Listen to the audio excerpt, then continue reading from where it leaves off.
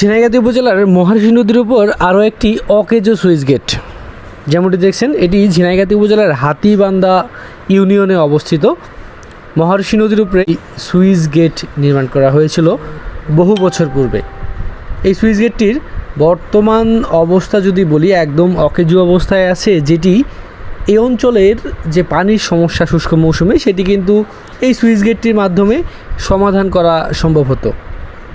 এই সুইচ গেটটি মেরামত করা হলে এই অঞ্চলের পানি ধরে রাখতে পারতো মহারশীতে, এবং কি এখানে এই অঞ্চলের কৃষক, প্রান্তিক কৃষক যে আছে, এই যে বিস্তীর্ণ ফসলি মাঠ দেখছেন, এটির সমাধান, পানির সমাধানটা হতো বা চাষবাস হতো। দৃষ্টি আকর্ষণ করছি সংশ্লিষ্ট সেই সমস্ত ব্যক্তিদের, আপনারা যারা পানি নিয়ে কাজ করেন বা নদী নিয়ে কাজ করেন, সুইচ গেট নিয়ে কাজ করেন, আপনাদের দৃষ্টি আকর্ষণ করছি এই সুইচ গেটটি মেরামত করা হলে এই অঞ্চলের মানুষের শুষ্ক মৌসুমে যে পানি থাকে না, সেটার সমাধানটা আসতে পারত।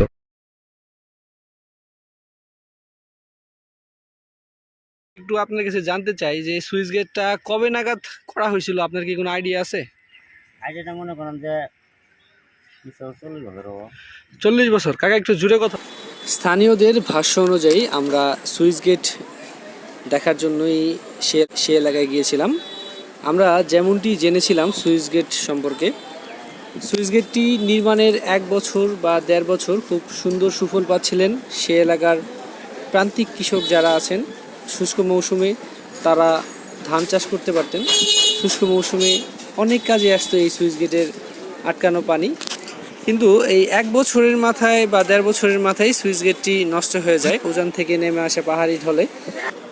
শুধু একটু ভুলের জন্যই সুইচ গেটটি সেদিন নষ্ট হয়েছিল। এই এলাকার মানুষের অনেক কষ্টের একটি কারণ সুইচ গেটটি নষ্ট হওয়া।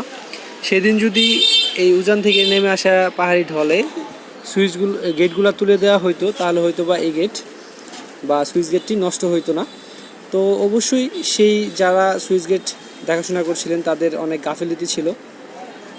সেই সময় স্থানীয় কর্তৃপক্ষ এবং স্থানীয়রা মিলে সুইচ গেটের সুইচগুলো তোলার চেষ্টা করেছিল, কিন্তু পানির চাপে সুইচ গেটটি আর তোলা সম্ভব হয়নি। পরবর্তীতে পানির চাপে সুইচ গেটটি নষ্ট হয়ে যায়।